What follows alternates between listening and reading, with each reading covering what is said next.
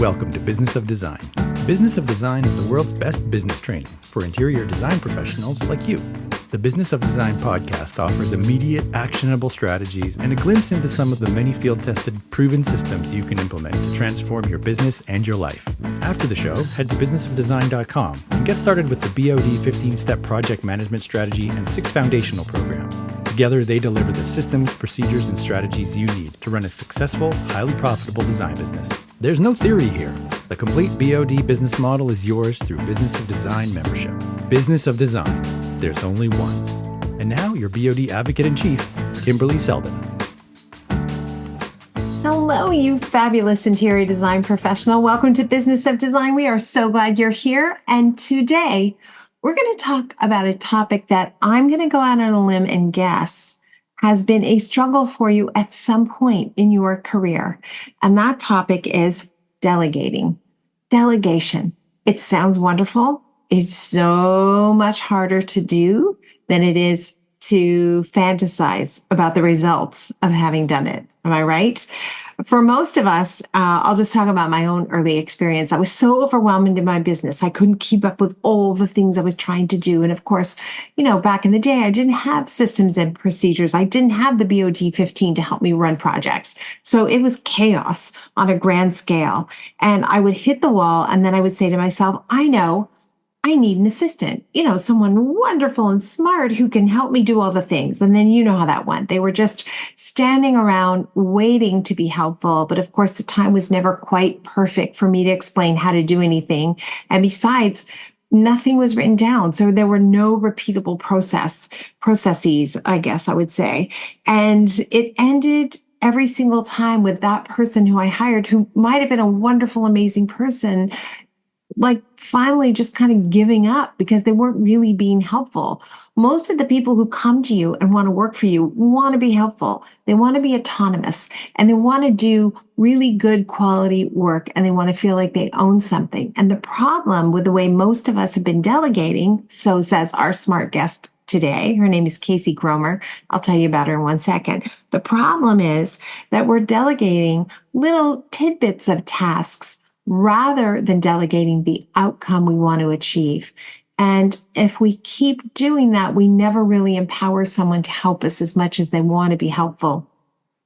Casey was really interesting to talk to. She phoned in for the interview from a destination near her home, but not her home, where she is enjoying a GSD staycation. I had no idea what that was, but now I want one.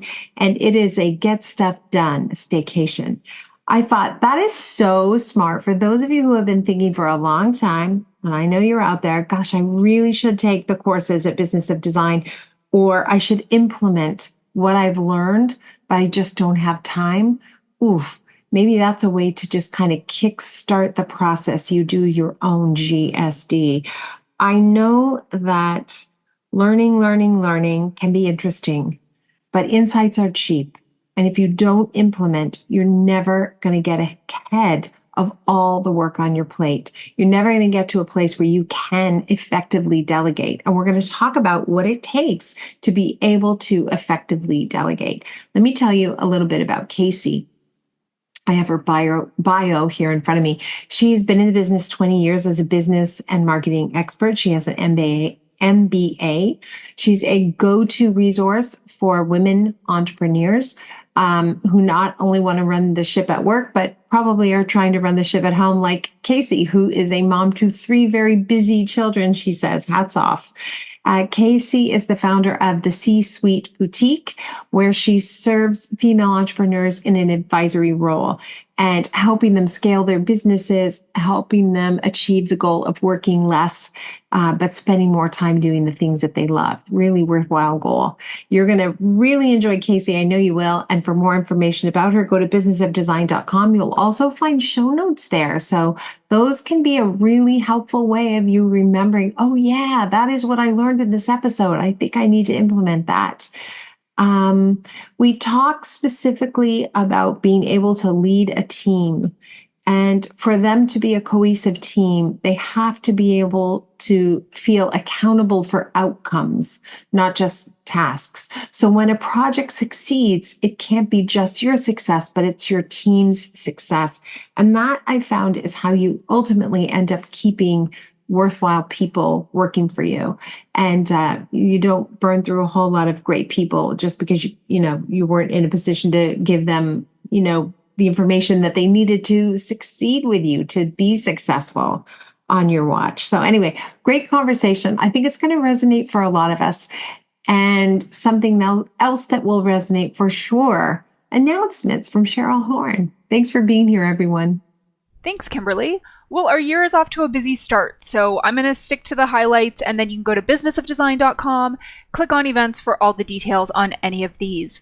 Coming up this Friday, January 19th, Kimberly's going to be speaking at IDS Toronto. She's going to be covering Be the Experts, Run Projects with Confidence. So that's happening again, January 19th at 1 p.m. EST at IDS Toronto. I will be joining her, so please stop by and say hi. Next week, Wednesday, January 24th, is our first BOD Live of the year, and we're going to be joined by BOD business partner Sierra Collins, who's going to take us from aspiration to accomplishment. I'm really excited for this one. I've done some one-on-one work with Sierra, and I know a lot of our boss members have as well, and we've had a lot of interest in this topic. So if you are setting goals for the year, we're going to talk about how to really break those down into actionable steps, because if you're a BOD member that it's all about implementation, and that goes for your goals as well. So again, join us next Wednesday, January 24th, 1 p.m. EST, BOD Live. Meetings are free to members. If you're interested in joining us, please check out BOD membership at businessofdesign.com. And then the last one I'm going to mention, we just added to the website coming up in February on the 29th. Kimberly will also be part of a panel at KBIS 2024 called Lighten Up, the humorous side of design. So she'll be talking and sharing some of her project, I don't want to say horror stories because they might not be horror stories, but finding humor in the difficult jobs that you guys do. So again, all the details for that is at businessofdesign.com. Click on events, or of course reach out to me at any time, Cheryl at businessofdesign.com. Thanks so much. Casey, good morning. Where are you? I know you're traveling. You're on the road somewhere. Where are you? I'm actually just on a staycation. So I'm doing a little retreat. I like to call it my GSD retreat, get stuff done. And I just take a couple of days and I get away from the house and the kids and the chores, and I stay focused on things that I need to get done. So that's where I'm at. It sounds like it's more of a focus on work versus a focus on getting away from work. Yeah, for this instance, it really is, because there's so many distractions from email messages and texting and phone calls and appointments, personal and business. And so this is just wiping my calendar and turning off all my notifications. So that's a great idea. Sometimes I will head to a local coffee shop or Starbucks or something if I really have to focus and concentrate and get some document completed or write an article or something like that. There's something about just the white noise and the buzz around me that has nothing to do with me. No matter what happens, there's nothing I have to do. I can just focus on the task at hand. Yeah, that's same here. My biggest distractor is all my notifications. And so I guess when I set this time aside, I feel comfortable saying, I am not responding to you. So I'm just turning everything off. Well, we're grateful you're responding to us, because I want to ask you a question that has kind of been, I won't say plaguing me, but I've been thinking about this a fair bit. Why do so many entrepreneurs have such trouble delegating? Well, I'm going to start with the number one issue we all have with delegating, whether you're delegating at home or at work or for some other reason. And that is, we think about getting stuff off of our plate, right? So we're like, I have this task I need to get off my plate, or that task I need to get off my plate. And so we delegate the task. And in some cases that works fine, but as we start to have more and more tasks to delegate, what ends up happening is rather than doing the task ourselves, we just shift our time from spending it doing the task to managing the people who are doing the task. So what my advice always is you're not delegating a task, you're delegating an outcome. And the person you're delegating to needs to know what the expectations of that outcome are, and they need to know they have to own it.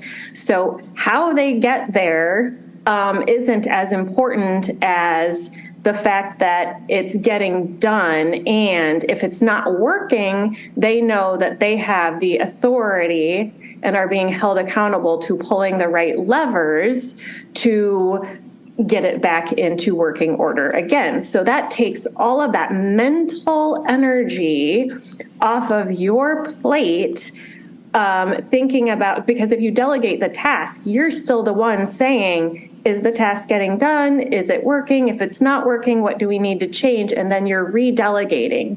And now in the situation I explained, you aren't owning that, and all you really care about is the end result, and is the end result what you're expecting it to be. Okay, I think everybody will identify with that scenario where you've got all these different tasks to delegate, and now you're spending all your time explaining to someone else how to do the task, and somehow it gets in my head that by the time I explain how to do this task to this person, I could have done the task, and therefore I won't do it. So is it also that for this to be successful, you want to delegate those tasks that are going to happen repeatedly? So it's worth spending time to teach someone how to get an outcome you're looking for with client A, because you know that client B, C, D, E, F are all going to need the same outcome at some point. Absolutely. So, and this is actually a different topic that I like to talk about, but since you brought it up, let's talk about it now as well. So another kind of important component of delegating is processes. So one of the things I like to talk about in our business is, if you're thinking about delegating, one of the number one things you have to understand is accountability. Because, like I said before, if you're delegating a task, there really is no accountability other than the fact that the task is getting done. So there's no accountability for, okay, it's done, but did it get done right? Did it get done well? Did it get done on time?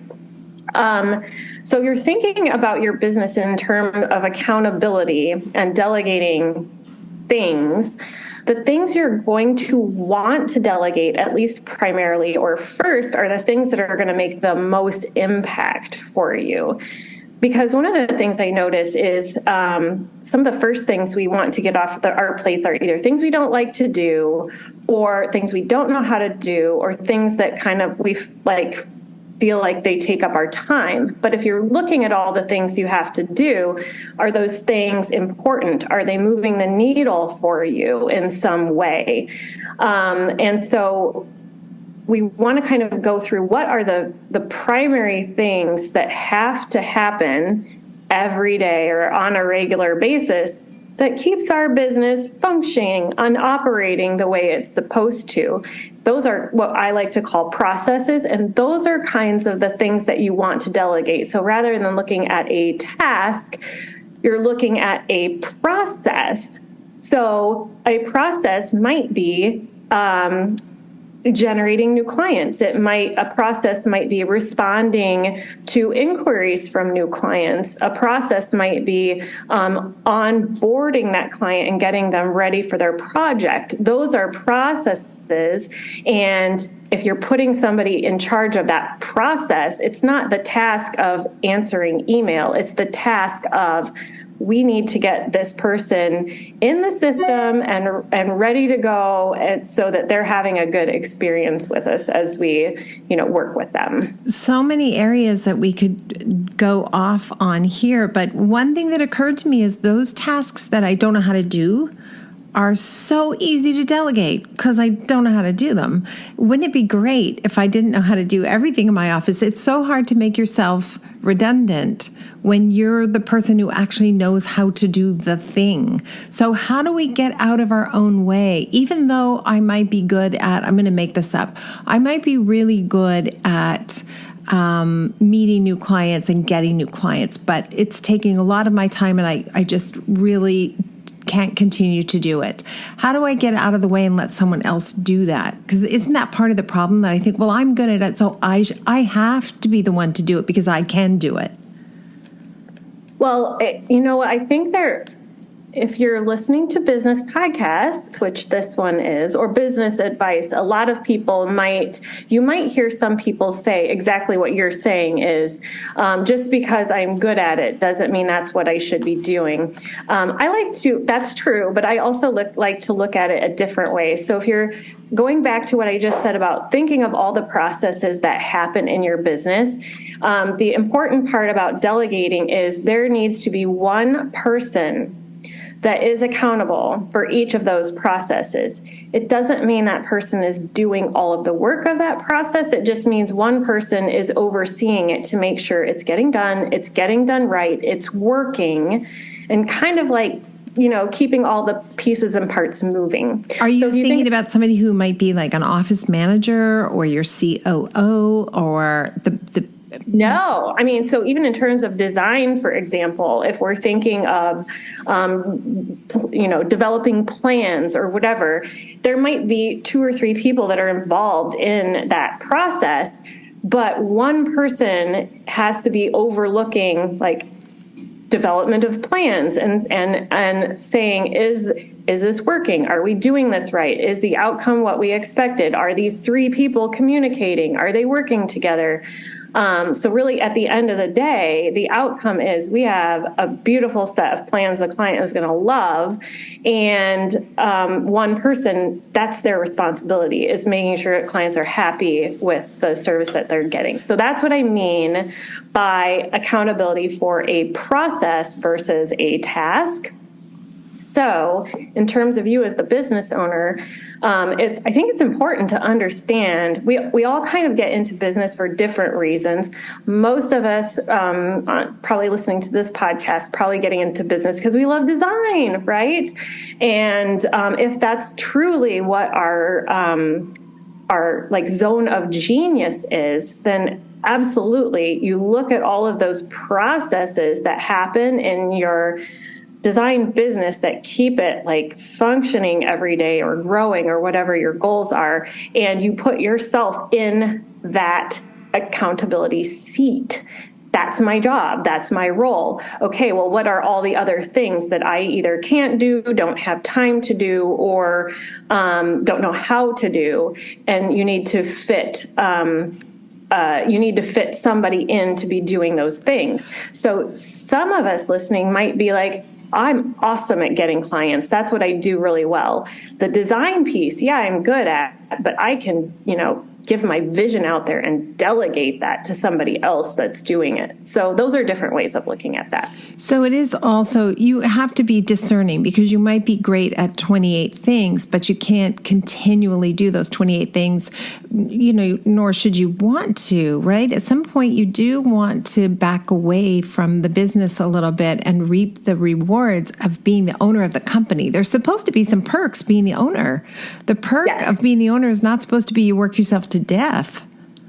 Right. No, absolutely. And that's why I think I call it zone of genius. Mm-hmm. So that's really kind of that narrow area of where not only are we really good at something, but we also enjoy it a lot. And so that's kind of our zone of genius, versus some of us are really good at stuff, but we're like, I don't really love doing that, even though I'm really good at it. So those are that's where we really want to end up, is in the zone of genius where we love it and we're good at it. And then you find those people who, in my experience, it's been kind of a surprise to find out there are other people who do things in my zone of genius even better than I do. So, you know what I mean? So then I'm like, okay, I defer to you in this situation because clearly you have a gift I don't have. So I'm going to turn this aspect over. And I think that's hard for the business owner too, to let go of things. It's a feeling of I don't have control if I let go. Yes. I've seen both. So it depends on what your style is. So sometimes if you know your style is to not let go, as long as you know that, you can bring in the people around you that can kind of work with that kind of style and work with you. And I've also worked with people who are like, you know what, I trust you, run with it. I'll be here if you need me. And then knowing that you're that type of person is also beneficial, because then you know to surround yourself with people who are really good at taking your vision and just owning it and running with it and being kind of self-sufficient. How do you figure out what's the next right thing that you need to be able to delegate? You realize you need process because you've been listening to, Business of Design and lots of other great podcasts. Tell us the name of your podcast, by the way. Oh, hey, thanks for asking. My podcast is Female Founders Breaking Boundaries, and we like to talk about, it's business related stuff. So I'm not interviewing female founders. There's lots of great places you can go to find amazing women doing stuff. But the podcast is all about the fact that as women, it's different to own and run a business, because there are different things that we're responsible for and different ways the world works for us in some ways. And so we want to help women kind of bypass those obstacles and find different ways of doing things so that you can be a woman and you can build one of those businesses that is sustainable and pays you and employs people in your community. I love that. Okay, so this is right in your wheelhouse then. I'm running this business in theory. Someone listening to the podcast, they're running the business. Maybe they have a couple of systems. Maybe they have a couple of processes, but they know they need more. How can you identify which one is the one you should focus on next and get it done? Well, there's a process. So there's a process I use for this, and it works whether you're, multi seven figures or if you're just solo by yourself and you're hiring your first person. Is just kind of, I'm just going to keep building on the same concepts we've already been talking about, which is a lot of people, like I said, a lot of people when they're hiring, they're like, what are the tasks that I don't want to do anymore? And I list those tasks and I bring somebody in to do those tasks. But really what we want to figure out is, like I said, what are the most important components to running my business? So in a design business, for example, you need clients, and then you need to design things, and you probably need suppliers, and you probably need the actual delivery of the design to the client, and you need to collect payment. So I'm just throwing some examples out. So if you think about that, there's 5 different major processes that if you're not doing those things, you don't have a business. And so when you're thinking about delegating and who you first want to delegate, you want to ask yourself, okay, these are the 5 processes. What are some of the main things that are, need to happen to make that process work? And who's kind of making sure that billing is happening and it's getting collected and we don't have accounts receivable? Who's making sure that we have enough new leads coming in the door so that we're booking enough clients to pay ourselves and pay our bills? Where you don't have a name of, I don't know who's doing that, we're kind of just piecing that together, then that's a key area where you can say, okay, here's where we start.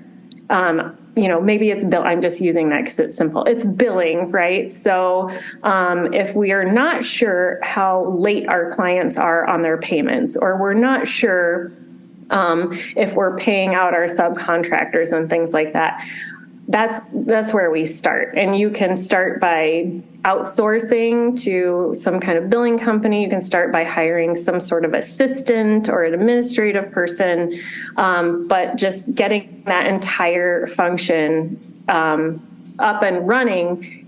What you'll find is, even though you're paying somebody to help you do those things, that thing, if it's getting done well, should benefit the business in some way that ends up either bringing in more revenue or saving you money in the long run. Yeah, and I think you put those things in the right order, actually. I think if you have a leak in your system around collecting money from clients, that's probably the number one thing you need to fix. For me, it was all the number one things I needed to fix were related to money, but that was certainly one of the problems. I had this false impression that when I invoiced the clients, they would just pay, and I wasn't paying attention to how late they were paying and found myself in some pretty deep cash flow situations. So new process, we don't allow that anymore. I don't have to ever think about it. So there's a lot of effort in building a new process, but the payoff is you never have to think about it again. You just get to accept that it will be done this way every single time. So it's such a gift. So you said collections was one of the first ones you just said. And then new clients. We're hearing from a lot of interior design professionals that there's a bit of a slowdown in the client pipeline. And I never thought about how that could be delegated. Is that something that could get delegated? And what kind of a person would you delegate that to? That's an awesome question. So I work with clients in interior design, but I also work in other service industries that are kind of that function similarly. And I just want to share with people that you're not the only ones that are experiencing a downturn right now. So, if you're having heart palpitations, just know that other people are struggling too in this industry. So I have a marketing background, thankfully. So this is also something I can shed some light on.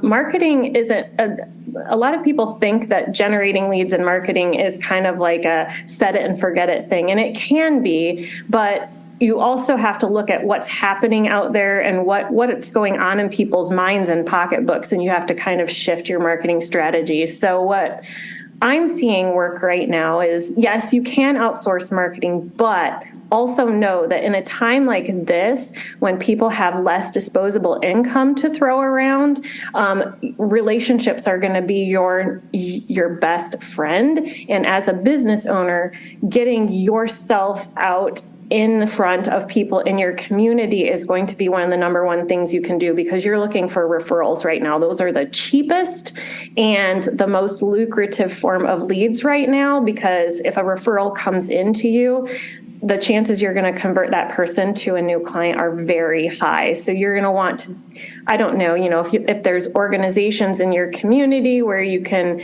join and network with people, or if there's community places that you can, show up and be seen, that's great for you as the business owner. Now, and if you're outsourcing, what you can do is have somebody outsource to somebody research, for example. What are the things that are happening in our community that we can participate in? Can we sponsor things? Can we attend events? Can we host things? Can we speak at things? So having somebody collect those and know who your referral sources are. So are they builders? Are they home improvement stores? Are they fabric place? Wherever you're getting leads from, have a list of those and make sure that you're so the person that you can outsource to is connecting with those people on a regular basis with offering support. So we're not selling something. We're like, hey, we know you work with the same clients that we do. Can we add value for you and your clients by doing X, Y, Z? And that's a great way to stay top of mind with those people, because they're going to feel like, oh, you care about me, you care about my clients. I'm definitely sending people your way, because it's a two-way street. So it's so powerful. Oh, sorry. I didn't mean to interrupt you. Okay. I was going to say that's what's working right now in marketing. Oh my gosh. You know what? There's a delay. I know.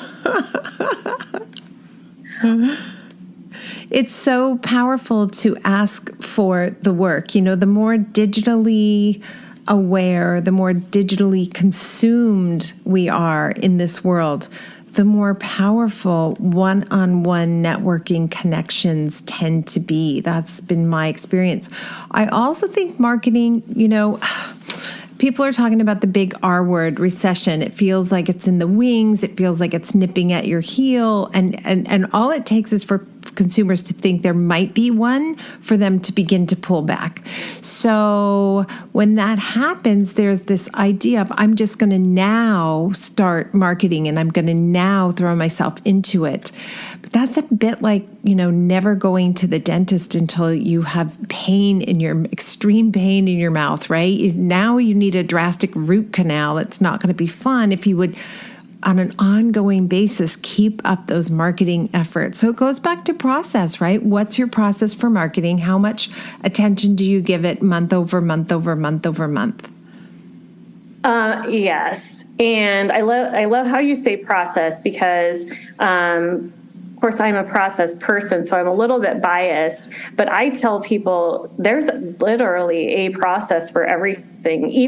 Let's say even if you're having I call them a visionary day, or you're a place where you can I'm going to shut everything down. I'm going to dream about what's next, right? There's a process for that. So, you can make a process for anything, and it doesn't mean that you're stifling decision-making or stifling creativity. But what having processes does is takes all that mental load off of you, or maybe your marketing person or your billing person, so they don't have to think so hard about what it is they're doing. It makes them more efficient, and it makes them faster at what they're doing because they're not thinking about the 3,000 different decisions that they have to make in that process. They might only be having to think about 10 or 100 decisions. Which makes for a much better outcome, I would think. I love this idea, this visionary process. I don't have a visionary process, but I'm going to imagine right now that my visionary process includes me going to Canyon Ranch for a week and just kind of thinking about work and where I want to go next.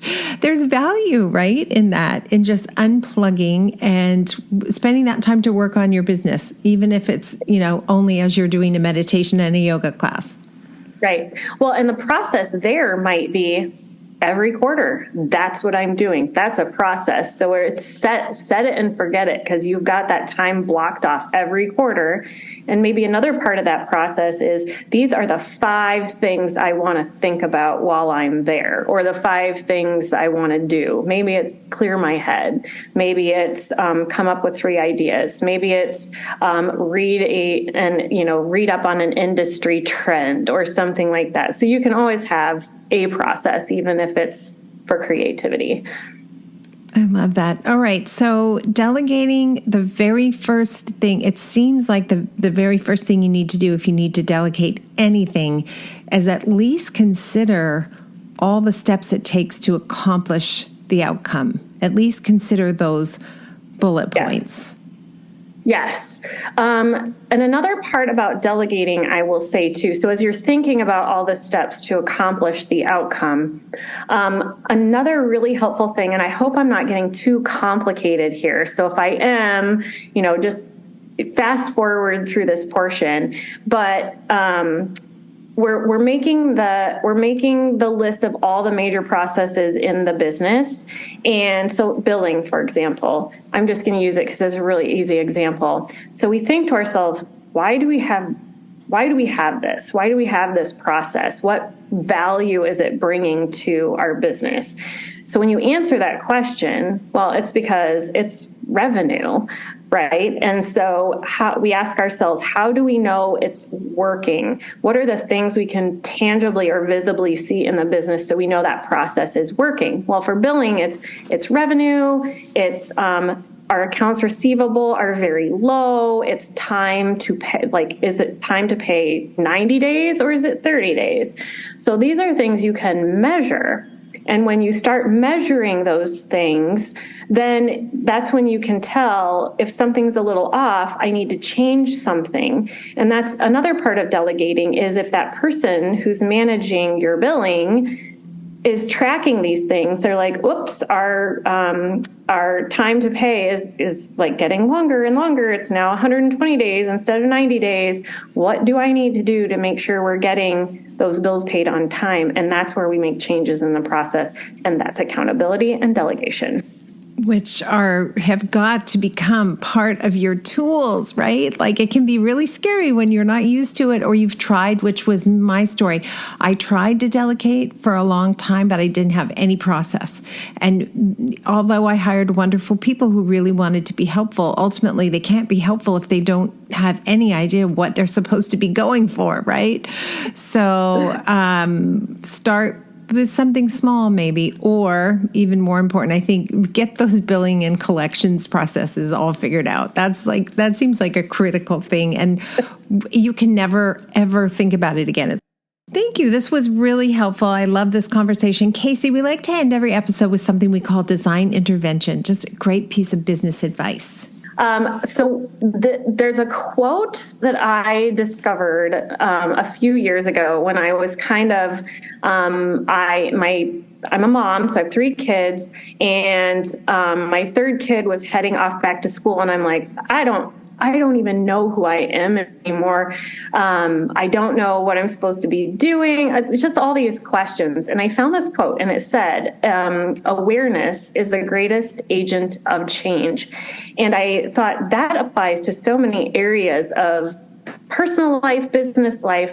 And the idea that's helped me with this from a business perspective is if we don't have our eyes open, and if we don't have our minds open to just objectively observing things, everything's going to stay the same. And if it stays the same, sometimes that's bad. Like we'll go downhill or we'll be stagnant. Whereas if we're open to considering, you know what, even though I've done it this way for 25 years, maybe it's not working anymore. And so we just have to be really open to the idea of different perspectives and different ways of doing things if we want to change. Oh, I like that. And I would add to that something that I say to myself sometimes. There is a solution. I don't know what it is, but there is a solution. You know, when you've just tried and tried things, you're aware that you need to change. You've tried something, it's not working. Okay, that didn't work, but there is a solution. I just don't know what it is yet. Love that. If you don't mind, I might borrow it sometime because I really like it. It's yours, Casey. Thank you so much. It was great to talk to you. It was so fun being here, and I hope there's at least one tidbit of something that your listeners can take away and implement and help them change and improve and grow. Oh, absolutely there is. Thanks for listening and supporting the BOD mission to improve the industry one design business at a time. If you're ready to implement an exact business model for running a streamlined, profitable business, field tested by thousands of design professionals around the world, head to businessofdesign.com and get started today. It's time to dramatically improve your business and transform your life.